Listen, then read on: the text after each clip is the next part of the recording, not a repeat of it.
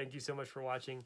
If this has been a help to your photography, please like the video. And if you're not already a subscriber, we would enjoy and appreciate your subscription to this channel. Hi, Photos subscribers. Today, I'm going to be going over a subject that is, I guess, a passion of mine, because the more I talk about it, the more I see it occurring and the benefits of doing this in multiple disciplines of photography.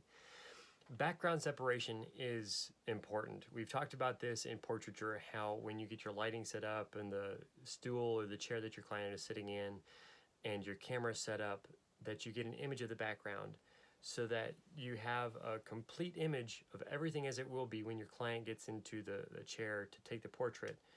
You'll have everything in place with everything that you may need for your background that is something that you could use to edit back in as a background to your client if need be.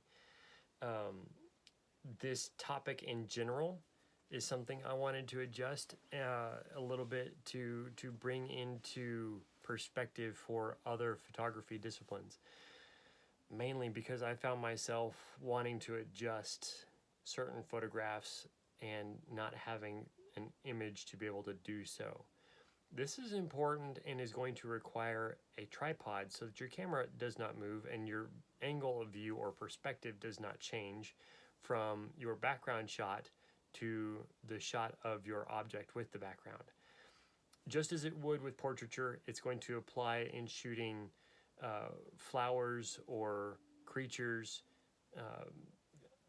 basically, especially landscapes, starscapes. It's very important that your camera doesn't move.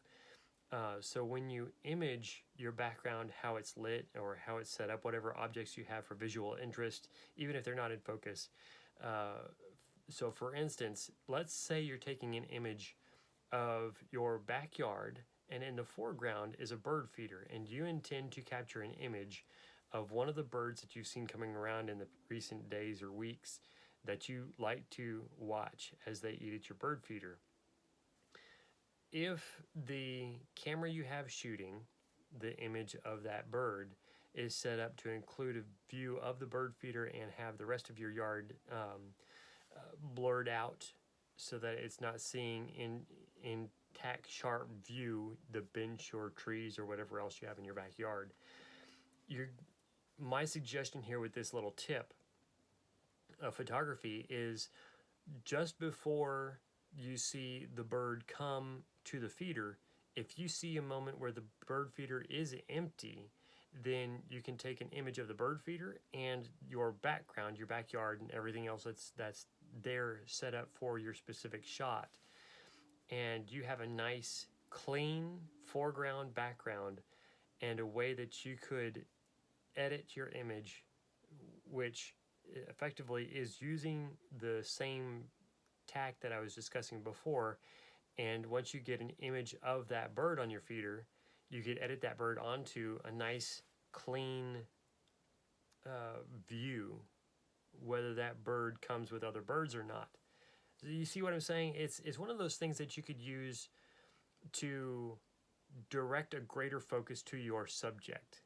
Rather than having competition with other birds or creatures around in your shot or your image, whenever that bird appears, you have a way to narrow down the focus so that it appears like that bird has an oasis at your Airbnb bird feeder.